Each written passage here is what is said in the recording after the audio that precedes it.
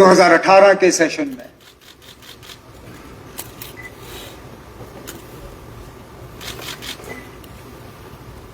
इन 6-6.5 साल के अरसे में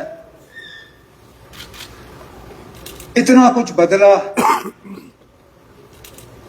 कि कभी कभी यकीन नहीं आता। हमने इतना कुछ खोया है। कभी कभी जब मैं सोचता हूं कि हम कहां पे थे, आज कहां पे हैं, तो यकीन नहीं होता। जब मैं पिछली बार इस हाउस में खड़ा था, हम एक रियासत थे, हमारा अपना झंडा था, अपनी कॉन्स्टिट्यूशन, आईन। इस मुल्क में हमारा एक हमारी अलग हैसियत थी, अलग मुकाम था। वो सारा कुछ हमसे लिया गया। लेकिन जहां पे मुझे इस बात का अफसोस है और रहेगा कि हमने कितना कुछ खोया है, उसके साथ साथ मुझे इस बात का भी एहसास है कि मेरे अंदर एक जोश, एक जज्बा कि इस कुर्सी पे मेरे लिए जितना भी वक्त अल्लाह ताला ने मुकर्रर किया हो, मैं उसका एक दिन भी जाया होने नहीं दूंगा। जम्मू कश्मीर के आवाम के लिए कुछ हासिल करके रहूंगा और करके बिना रुकूंगा नहीं।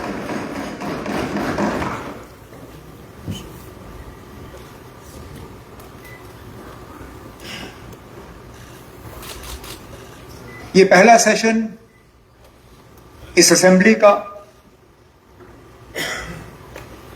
वक्त के लिहाज से काफी छोटा,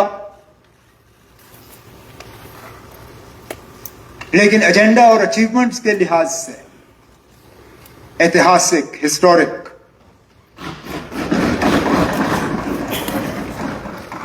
मैं सबसे पहले तो जम्मू कश्मीर के तमाम वोटरों का शुक्रगुजार हूं जिन्होंने बढ़ चढ़ के इस इलेक्शन में हिस्सा लिया, चाहे हमारे लिए वोट दिए, चाहे किसी और जमात के लिए वोट दिए, लेकिन आए, पोलिंग बूथ के बाहर खड़े हुए, लाइनों में खड़े रहे, अपने कीमती वोटों का इस्तेमाल किया, इस उम्मीद के साथ कि इस हाउस से उनके जज्बातों की तर्जुमानी होगी, उनको इस हाउस से अपनी आवाज सुनाई देगी, हम मेंबरों से उनके मसले और मसाइल का हल होते हुए वो देखना चाहेंगे। मैंने पहले दिन से कहा कि असेंबली जम्मू कश्मीर के आवाम की असेंबली है। यह हुकूमत जम्मू कश्मीर के लोगों की हुकूमत है। बेशक हम नेशनल कॉन्फ्रेंस वाले हैं, हमें सपोर्ट कांग्रेस का है, कुछ इंडिपेंडेंट एमएलएज हमारे साथ इसमें जुड़े हुए हैं, लेकिन यह हुकूमत सिर्फ हमारी नहीं है। यह हुकूमत सिर्फ उन लोगों की नहीं है जो इस असेंबली में मौजूद हैं। यह हुकूमत उन लोगों की भी है जिन्होंने असेंबली इंतखाबात में हिस्सा नहीं लिया या अपने वोट का इस्तेमाल नहीं किया। हमने हर किसी जम्मू कश्मीर के बाशिंदे की नुमाइंदगी करनी है, खिदमत करनी है। हम खिदमतगार हैं, मालिक वो हैं। उन्होंने अपना फैसला सुनाया और उनका फैसला हमारे सिर आंखों पे।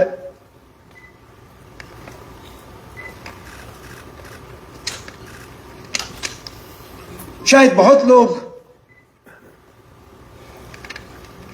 ये उम्मीद नहीं कर रहे थे कि इलेक्शन होंगे।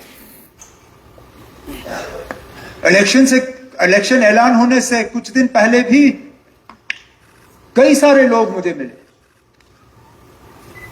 जिन्होंने कहा ना ये कोई ना कोई बहाना बना के इलेक्शन टाल देंगे, नहीं होने देंगे इलेक्शन। यहां तक कि मैं मान के चलता हूं कि कुछ लोग ऐसे थे जो यहां जम्मू कश्मीर में इलेक्शन होते हुए देखना भी नहीं चाहते थे, जिनको शायद लग रहा था कि किसी भी हाल में यहां इलेक्शन नहीं होंगे। कभी कभी ऐसा लगता है कि कोई तैयारी नहीं थी कि कभी दोबारा यहां जम्मू कश्मीर में एक लोगों की चुनी हुई असेंबली होगी। मुझे आज भी याद है मुझे कितना दुख हुआ था जब टीवी पे मैं एक प्रोग्राम देख रहा था और मैंने जब वो सेट देखा, मैंने कहा ये तो बहुत जाना पहचाना लगता है। और फिर मैं देखता हूं कि ये जम्मू की हमारी असेंबली कॉम्प्लेक्स थी, जम्मू का हमारा लेजिस्लेटिव असेंबली का हॉल, जिसको एक फिल्म के सेट के तौर पे इस्तेमाल किया जा रहा था। स्पीकर साहब, कितने अफसोस की बात, जब हुकूमत को डॉक्यूमेंट स्कैनिंग का सिलसिला करना था, उनको और कोई जगह नहीं मिली। जम्मू का हमारा असेंबली कॉम्प्लेक्स उनके हवाले किया गया।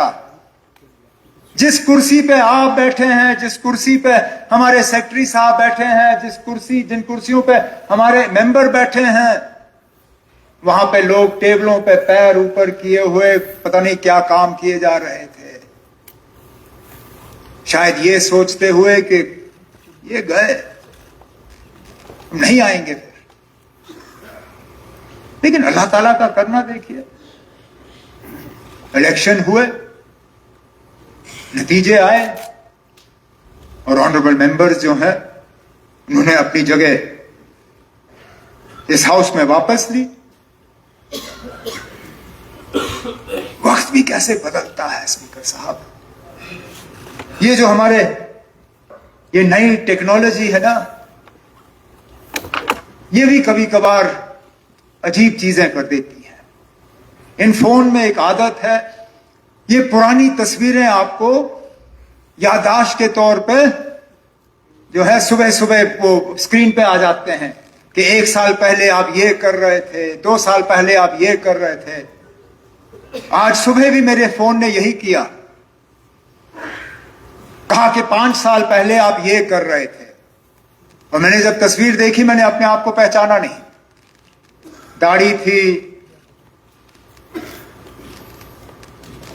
जम्मू कश्मीर रियासत का गेस्ट हाउस में मैं मेहमान बना हुआ था, अपनी मर्जी से नहीं।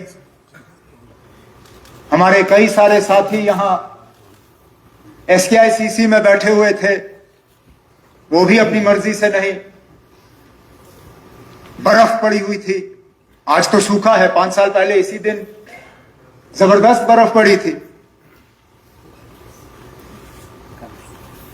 और हमें बेइज्जत करने की कोई कसर बाकी नहीं रखी गई थी उस वक्त।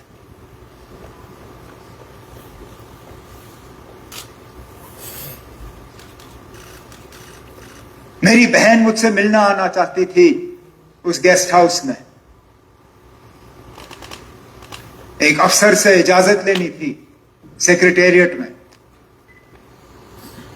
बाहर वाले गेट से उनको उतरवा के उनके जेब बैग सारा खाली करवा के फिर छोड़िए ना, वो हालात ही ऐसे थे, कोई नहीं।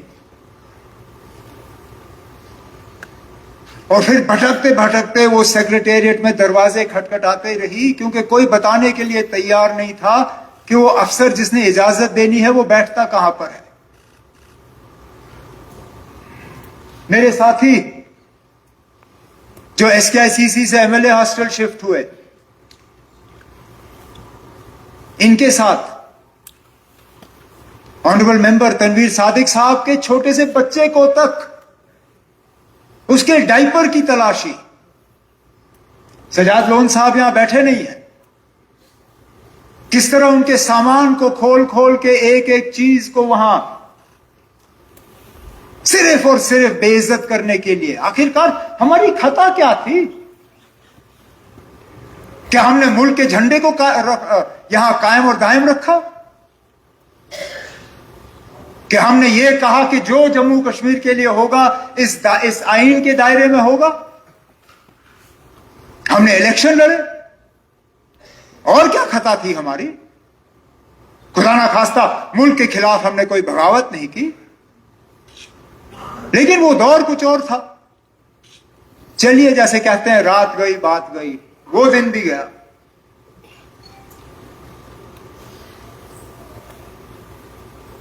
आज एक नई शुरुआत है।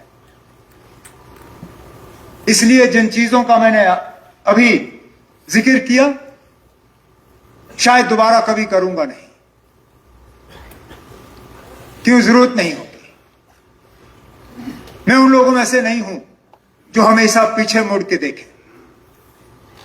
मेरी नजर आगे की तरफ है। मेरी नजर पीछे की तरफ नहीं, मंजिल की तरफ है। और इंशाल्लाह तेजी से मंजिल की तरफ चलता रहूंगा। मैं अगर खड़ा हूं आज यहां, तो एलजी साहब का, ऑनरेबल लेफ्टिनेंट गवर्नर साहब का शुक्रिया करने के लिए, जो खुतबा उन्होंने यहां इस हाउस के सामने पेश किया। हम चाहते थे कि तफसीलन एक बहस हो, एक डिस्कशन हो, जिसमें हर तरफ से ऑनरेबल मेंबरान हिस्सा लें, अपनी बात सामने रखें। हम चाहते थे कि जो ऑनरेबल लेफ्टिनेंट गवर्नर साहब की तरफ से अगले साल का एजेंडा रखा गया, हमारे मैनिफेस्टो के हवाले से, हमारे जो लोगों के साथ किए गए वादे हैं उसके हवाले से, उस पर बात हो। हम चाहते थे कि लेफ्टिनेंट गवर्नर साहब के खुतबे में जो खासकर कॉन्स्टिट्यूशनल सेफ गार्ड्स के हवाले से जिन्होंने जिक्र किया, जो रेस्टोरेशन ऑफ स्टेटहुड के हवाले से जिक्र किया, मैं चाहता था कि उस तरफ जो हमारे ऑपोजिशन के मेंबरान हैं, मैं उनसे सुनना चाहता था कि चलिए, कॉन्स्टिट्यूशनल सेफ गार्ड्स उनको नहीं चाहिए, पता नहीं क्यों नहीं चाहते हैं वो। स्टेटहुड पे मैं उनसे सुनना चाहता था कि उनकी क्या सोच है, क्या इरादे हैं उनके। लेकिन बहस के बजाय यहां हमें ड्रामा को देखने को मिला। कोई कुर्सी पे खड़ा, कोई टेबल पे खड़ा, कोई यहां हमारे रिपोर्टर्स के टेबल पे, तो कुछ ने तो सेक्रेटरी साहब के टेबल को भी नहीं छोड़ा। मैं अपनी जगह मान के चलता हूं कि वोटर इन चीजों को पसंद नहीं करता, और मेरा तजुर्बा रहा है कि हुकूमत के लिए सबसे आसान काम तब होता है जब हाउस में शोर होता है, क्योंकि हम जवाबदेह बनते नहीं हैं। मैं जब मरकज में वाजपेयी साहब की हुकूमत में वजीर था, मैं बेसब्री से उस दिन हाउस में शोर का इंतजार करता था जिस दिन मुझे सवाल के जवाब देने होते थे। हुकूमत के लिए शोर शराबा सबसे अच्छी चीज है, क्योंकि हमें फिर किसी चीज का जवाब नहीं देना होता। जिन लोगों ने शोर शराबा करके यहां से चले गए, वो तो अपनी जिम्मेदारी निभाने में फेल हुए। उनका काम था हमें जवाबदेह बनाना, हमसे कुछ अश्योरेंसेस हासिल करना, लेकिन चलिए, नहीं किया।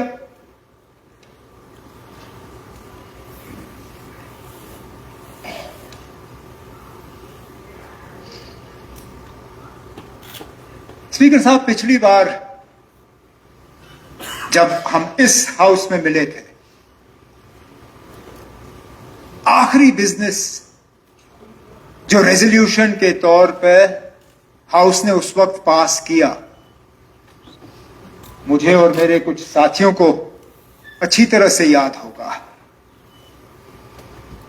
वो रेजोल्यूशन था जिससे हमारी फाइनेंशियल ऑटोनॉमी पूरी तरह से तहस नहस कराई गई।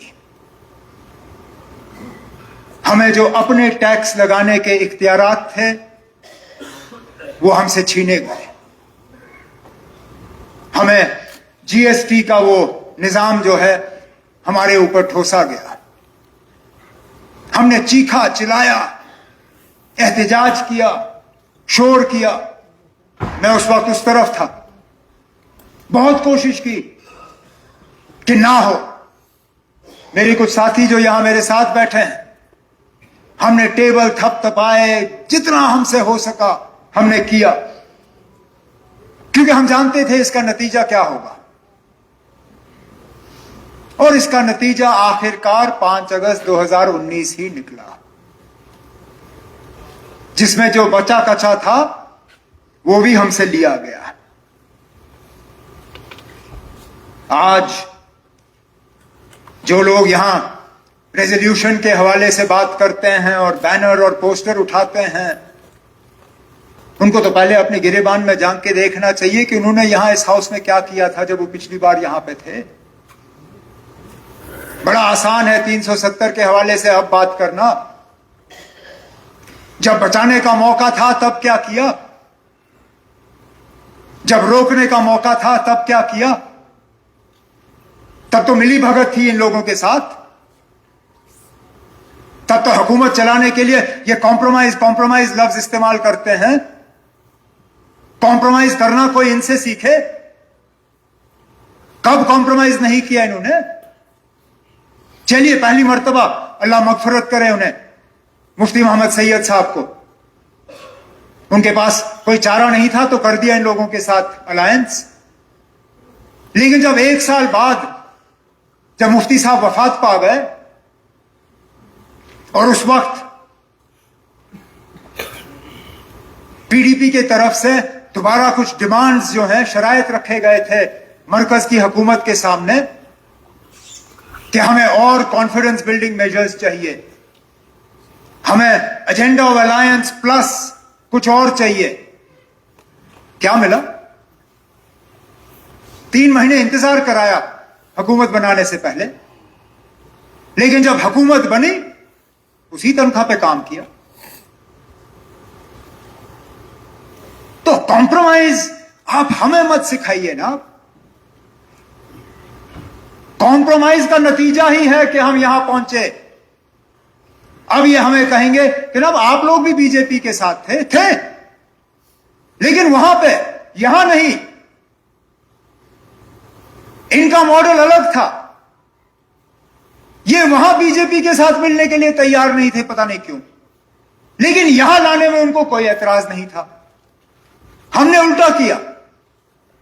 हमने जम्मू कश्मीर के लिए कुछ हासिल करने के लिए एनडीए के साथ वहां हाथ मिलाया, लेकिन बीजेपी को यहां पनपने नहीं दिया हमने। आपको याद होगा राठौर साहब, जब जम्मू में बाय इलेक्शन हुआ लोकसभा का, मैं मिनिस्टर था वाजपेयी साहब की हुकूमत में, उसके बावजूद हमने जम्मू में बीजेपी के खिलाफ अपना उम्मीदवार मैदान में उतारा और जम्मू की सीट से बीजेपी को हरवा के नेशनल कॉन्फ्रेंस का उम्मीदवार कामयाब कराया वहां पे।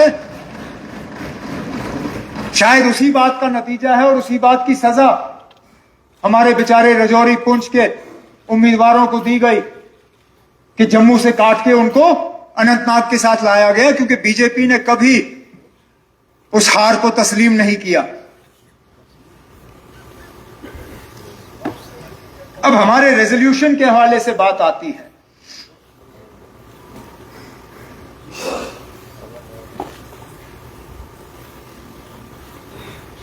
कहते हैं कि this resolution is a compromise. कहां का कॉम्प्रोमाइज था? पहले दिन तो इसी रेजोल्यूशन को लेके ये सब टेबल थपथपा रहे थे। चलिए, अगर उस वक्त माहौल में और गर्मी में एहसास नहीं हुआ। 10-15 मिनट के बाद तो पढ़ा होगा। मुझे गले लगने आए मेरे चेंबर में, मुझे शुक्रिया और मुबारक किया। तब तक तो पढ़ा होगा। मैं मानता हूं जब यहां हाथ में हिला रहे थे तब शायद पढ़ा नहीं था, लेकिन हाउस एडजर्न होने के बाद जब बाहर आए तब तक तो पढ़ लिया होता। लेकिन मुझे गले लगे, मुझे मुबारकबाद किया, कहा कि ये हिस्टोरिक है। पता नहीं 10-15 मिनट में हिस्टोरिक कॉम्प्रोमाइज कैसे बना। जब ऐसा रेजोल्यूशन लाना जो फटाफट मरकज रद्दी की टोकरी में फेंके, ये तो कोई भी बेवकूफ कर सकता है। इसमें कौन सी अकलमंदी है। मैं अभी 2 जुमले कागज पे लिख लूंगा, आपसे पढ़वा लूंगा, 5 मिनट नहीं लगेंगे ना उसको नजरअंदाज करने में। लेकिन एक ऐसा रेजोल्यूशन इस हाउस से पास कराना जिससे लोगों के जज्बातों की तर्जुमानी हो पाए, जिससे कि दुनिया को यह पता चले कि 5 अगस्त 2019 के फैसले में हमारी राय नहीं ली गई, हमारी मंजूरी इसमें शामिल नहीं थी, और हम चाहते हैं कि जम्मू कश्मीर को अपना खसूसी दर्जा वापस मिले, और वो रेजोल्यूशन फौरी तौर मरकज से रिजेक्ट हो ना पाए। मैं तो कहता हूं इससे ज्यादा अक्लमंदी का सबूत आपको क्या चाहिए। अगर हमने ऐसा रेजोल्यूशन लाया होता जो फटाफट रिजेक्ट होता, जिन लोगों के इशारों पे अब ये शोर कर रहे हैं वो कहते देखो इस हाउस का कोई मतलब ही नहीं है, इस हाउस की तौहीन हुई और ये लोग खामोश रहे, Jammu Kashmir assembly is powerless,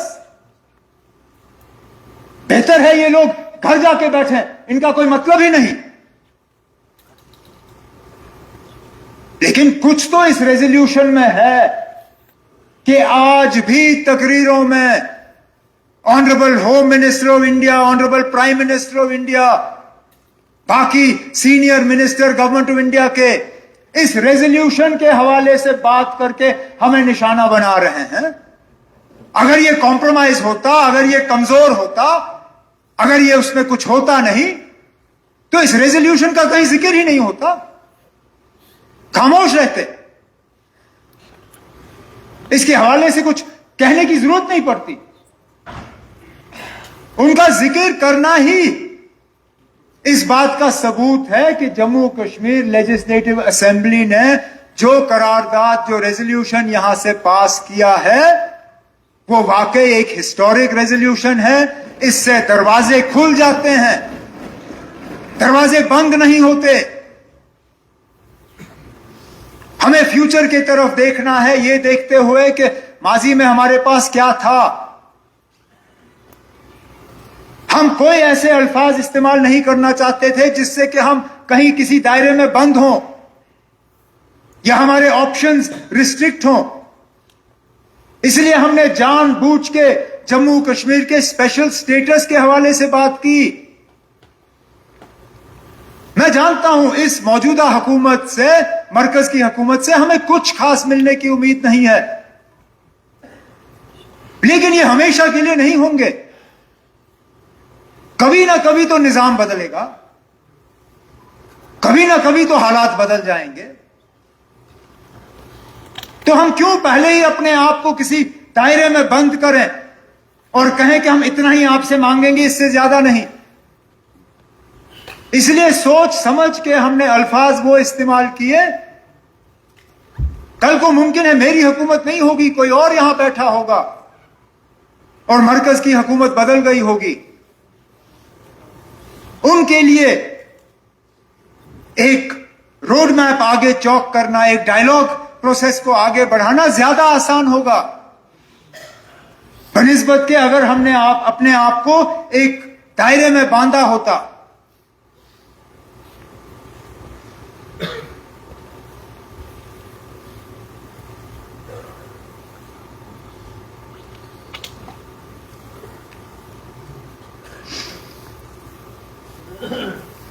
इस रेजोल्यूशन के पास होने के बाद मुझे एक और बात का एहसास हुआ, जिस बात की मुझे खुशी है। लोगों को अपनी आवाज वापस मिल गई है, लोग बात कर पा रहे हैं।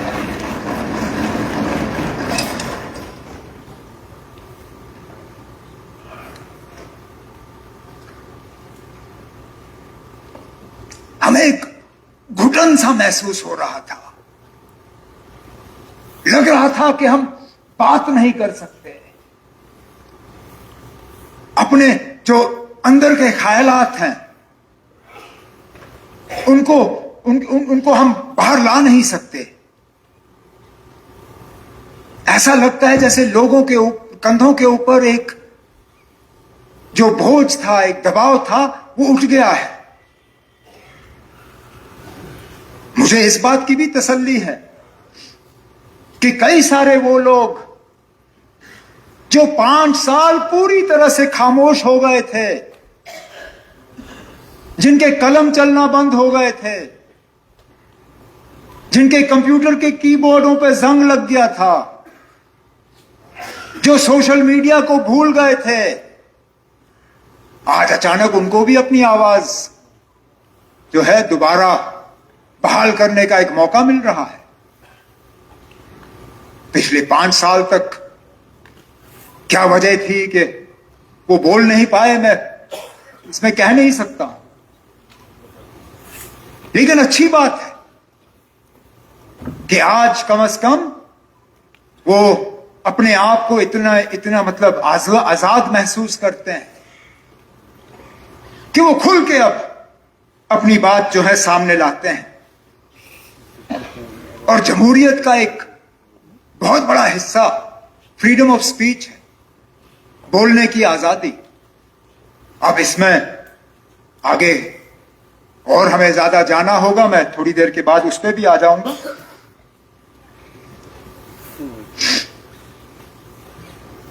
लेकिन मैं अपने दोस्तों को, साथियों को एक छोटा सा मशवरा जरूर दूंगा, छोटी मुंह बड़ी बात। यूनिवर्सिटी ऑफ व्हाट्सएप और फेसबुक के बुनियाद पे अपनी पार्टी की पॉलिसीज को मत कायम करिए ना। ये चंद ही लोग हैं जो व्हाट्सएप और ट्विटर पे तबसरा करते हैं, और आप लोग जो है फिर उसी चीज को एजेंडा बना लेते हो। ये खैर का नहीं है आपके। ये वो लोग हैं जिन्होंने 5 साल आपको याद नहीं किया, अब अचानक उनको याद आया है।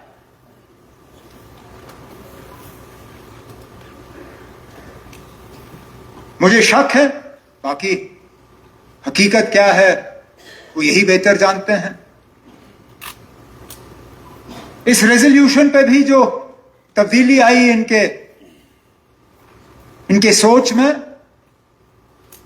वो इसी यूनिवर्सिटी ऑफ व्हाट्सएप का नतीजा है।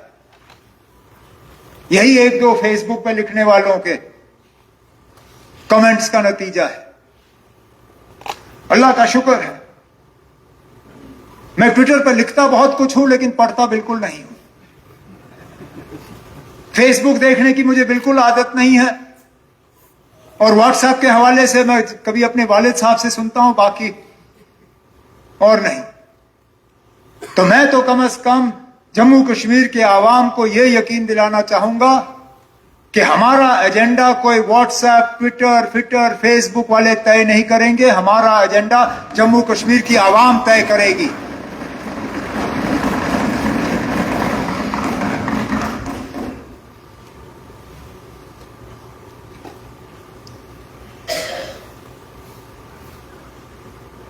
लेकिन सिर्फ ये रेजोल्यूशन नहीं है जो हमने किया। बेशक हमें अभी महीना भी नहीं हुआ है, लेकिन यहां खासकर जो विंटर जोन है, कश्मीर, पीर पंचाल का हिस्सा, चिनाब का हिस्सा, वहां के बच्चों का, बच्चियों का, पेरेंट्स की एक बहुत बड़ी मांग थी कि इम्तिहान का टाइम टेबल जो है वो चेंज किया जाए। मार्च के सेशन के बजाय नवंबर में इनके इम्तिहान होने चाहिए।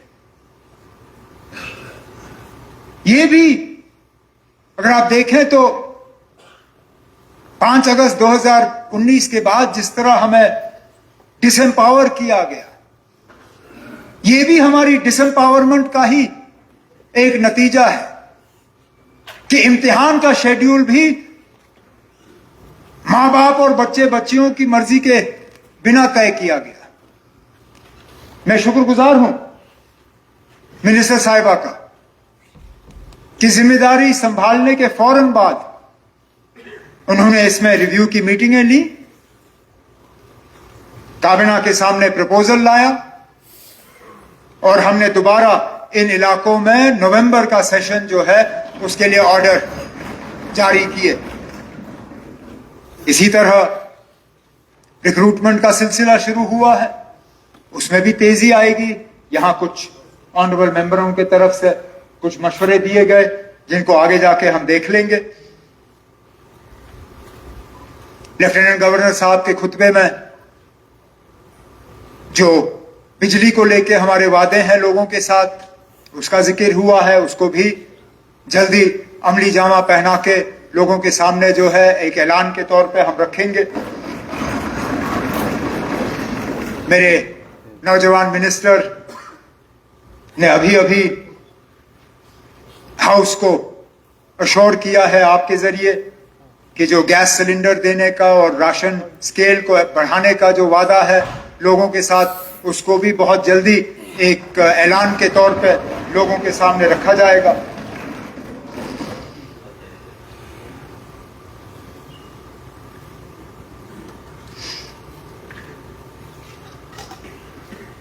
स्पीकर साहब, हम एक यूनियन टेरिटरी है। बहुत सी जिम्मेदारियां इलेक्टेड हुकूमत के हवाले की गई हैं, लेकिन एक अहम जिम्मेदारी यहां के हालात को साजगार रखने का, लॉ एंड ऑर्डर मेंटेन करने का, मिलिटेंसी, टेरर, वायलेंस के खिलाफ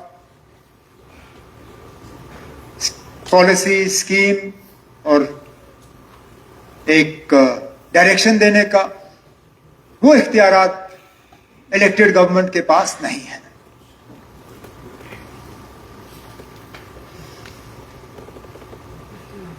लेकिन हालात एक वैक्यूम में नॉर्मलाइज नहीं किए जा सकते। इलेक्टेड गवर्नमेंट और लेफ्टिनेंट गवर्नर साहब के एडमिनिस्ट्रेशन का इस मामले में करीबी तालमेल है। किसी को भी इस शक में नहीं रहना चाहिए कि इलेक्टेड गवर्नमेंट और पुलिस के दरमियान किसी तरह की रसाकशी है या किसी तरह का कंफ्यूजन है। मैं पुलिस, बिलखसूस अपने जम्मू कश्मीर पुलिस, बल्कि यहां बाकी जो सेंट्रल फोर्सेस हैं और जो सिक्योरिटी के बाकी फोर्सेस हैं, उनको अश्योर करना चाहता हूं कि हालात को नॉर्मल रखने में और यहां अमन कायम करने में हमारी हुकूमत पूरी तरह से उनके साथ खड़ी है।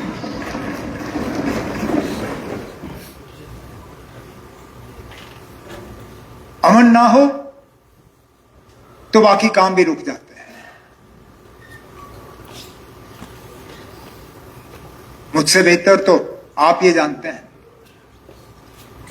मुश्किल दौर में आप 96 के बाद यहां मिनिस्टर रहे। आप जानते हो कि जब हालात खराब हो जाते हैं बाकी काम करना लगभग नामुमकिन हो जाता है। तो हमारी भी एक जिम्मेदारी बनती है कि हम जम्मू कश्मीर में हालात ठीक रखें, ताकि जो हमने डेवलपमेंट को लेके, रिप्रेजेंटेटिव गवर्नमेंट को लेके यहां एक तरक्की का नया दौर शुरू करने का जो हमने लोगों के साथ वादा किया है उसको हम पूरा कर सकें। लेकिन और ये मेरे एक साथी ने आज, मैं सुबह उनकी जब तकरीर सुन रहा था तो ये बात उन्होंने भी किया एक अलग अंदाज में। हालात साजगार रखने के दो तरीके हैं। या तो आप लोगों को डरा धमका के, पकड़ धकड़, गिरफ्तारियां, तंग करके, सता के कुछ हद तक आप हालात थोड़े ठीक रख सकते हो, लेकिन वो सिर्फ एक अनसेटल्ड काम, एक अननेचुरल काम जो आज है शायद कल ना हो। दूसरी तरफ से आप हालात ठीक रख सकते हो लोगों के ताउन के साथ, लोगों की कोऑपरेशन के साथ। इसमें लोग जो है वो जैसे अंग्रेजी में कहते हैं पार्टनर्स इन पीस, अमन को कायम रखने में हमारे साथी बन जाते हैं। मैं जम्मू कश्मीर में वो दौर देखना चाहता हूं और इस हवाले से कई सारे यहां ऑनरेबल मेंबरों ने अपनी तकरीरों में जिक्र किया। बदकिस्मती से आज वो इख्तियारात हमारे पास है नहीं, लेकिन मैंने तब भी जम्मू कश्मीर पुलिस के अफसरों के साथ इन मामलों पे बात की है। जिस तरह हाईवे के हवाले से आप लोगों ने बात की, आम लोगों को हाईवे पे चलना कितना मुश्किल लगता है जब फौज की गाड़ियां या सिक्योरिटी फोर्सेस की गाड़ियां चलती हैं। मैंने उनसे कहा है कि कोई हमें ऐसा तौर तरीका देखना होगा जिससे कि उनकी भी हिफाजत बनी रहे, हमारे सिक्योरिटी फोर्सेस की, लेकिन लोगों की भी परेशानी कम हो। सीआईडी वेरिफिकेशन के हवाले से बदकिस्मती से इस सीआईडी वेरिफिकेशन को कुछ वक्त के लिए, मैं अंग्रेजी लफ्ज इस्तेमाल करूंगा, इट वाज वेपनाइज्ड, उसको एक हथियार के तौर पे इस्तेमाल किया। Passport verification, government job verification, ये बाकी चीजें जानबूझ के उसको इस्तेमाल किया गया लोगों को तंग करने के लिए, बजाय के लोगों के दिल जीतने के लिए। इसमें भी कोशिश की जा रही है कि कुछ हद तक एक नरम रवैया जो है वो अपनाया जाए, ताकि लोगों को इसमें भी थोड़ी सी राहत महसूस हो।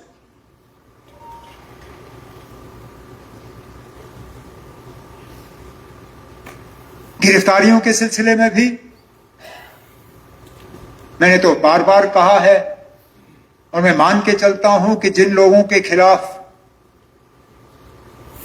सीरियस केसेस दर्ज नहीं किए गए हैं या जिनके खिलाफ चार्जेस फ्रेम नहीं हुए, उनके बारे में हुकूमत को सोचना चाहिए, लेकिन वो हमारे दायरे इख्तियार में है नहीं। इंशाल्लाह होगा, और जब होगा तो जरूर इस पे और तेजी से हम अमल करेंगे। स्पीकर साहब, ये वो असेंबली नहीं है जो असेंबली हम चाहते हैं। मैं पावर्स के हवाले से बात कर रहा हूं।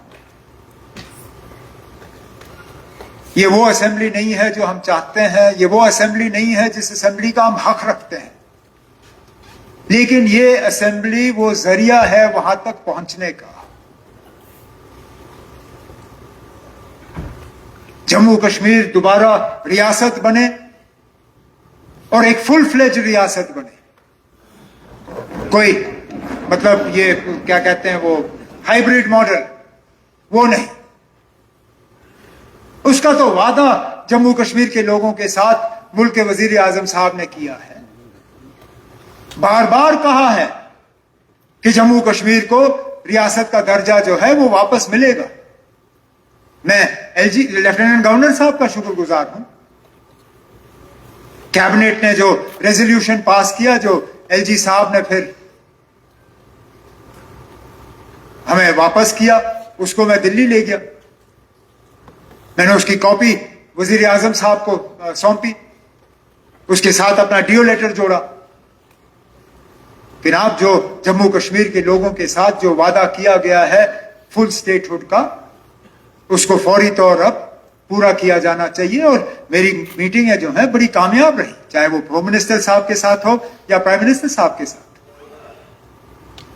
मैं उम्मीद करता हूं कि बहुत जल्द जम्मू कश्मीर को दोबारा रियासत बनाने का जो प्रोसेस शुरू होना है वो हो जाएगा।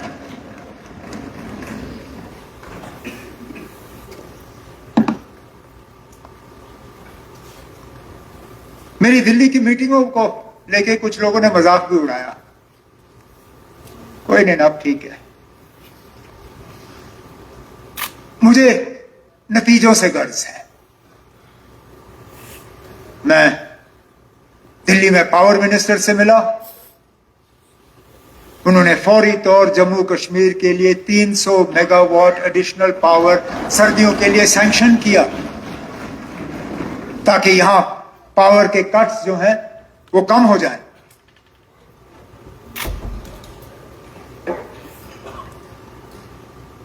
मैं ऑनरेबल सरफेस ट्रांसपोर्ट मिनिस्टर साहब से मिला।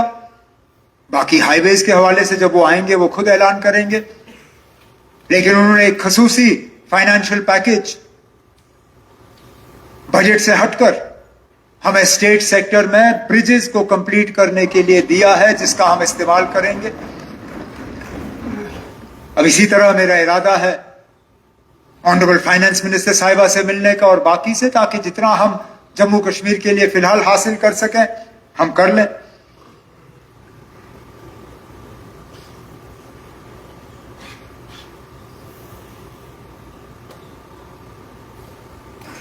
हमें इज्जत से रहने का हक है स्पीकर साहब।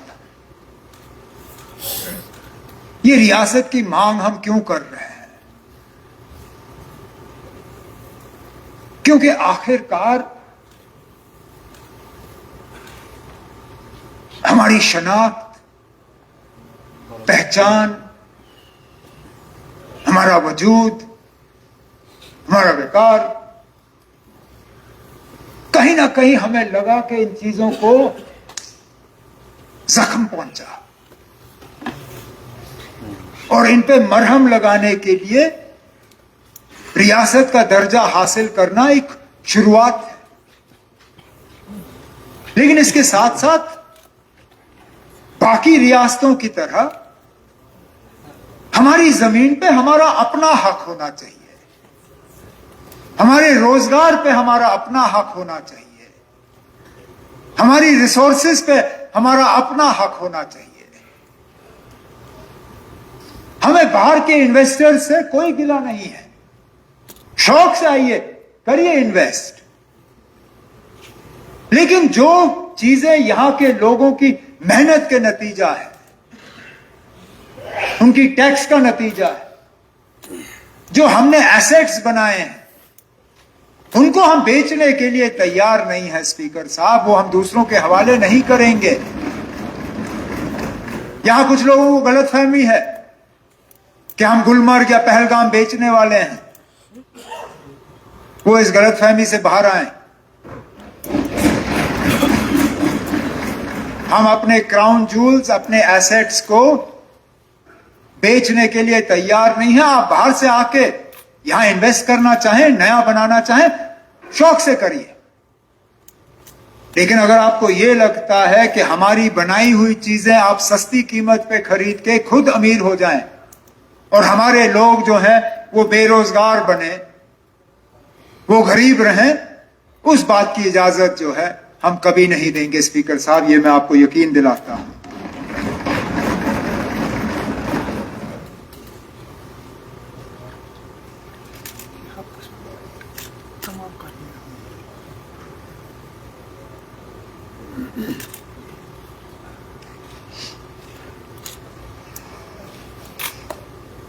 हमारे इरादे सही हैं, हम वादाबंद हैं, कि जो हमने इलेक्शन के दौरान अपने आवाम से, जम्मू कश्मीर के लोगों से, अपने वोटरों से वादे किए, हम उन वादों पे कायम रहेंगे और इंशाअल्लाह उनको पूरा करेंगे। लेफ्टिनेंट गवर्नर साहब का खुतबा एक छोटा सा एक रोड मैप था, एक नक्शा था। इससे कहीं गुना ज्यादा हम जम्मू कश्मीर के लिए करके रहेंगे। हमें लोगों का एतमाद हासिल हुआ है। इस एतमाद को स्पीकर साहब हम कभी भी जाया होने नहीं देंगे। आखिर में इस शेर के साथ मैं आपसे इजाजत लूंगा। जिसको तूफान से उलझने की हो आदत मोहसिन, जिसको तूफान से उलझने की आदत हो मोहसिन, ऐसी कश्ती को समुंदर भी दुआ देता है। इन अल्फाजों के साथ जनाब स्पीकर साहब, मैं ऑनरेबल लेफ्टिनेंट गवर्नर साहब का उनके खुतबे के लिए शुक्रिया करता हूं और आपसे गुजारिश करता हूं कि आप हाउस से उसको जो है पास करने की जो है वोट मांगे। शुक्रिया। Thank you very much. मुझे हाउस 10 मिनट 12 मिनट और बढ़ाने की इजाजत दे, क्योंकि अभी थोड़ी छोटी सी बिजनेस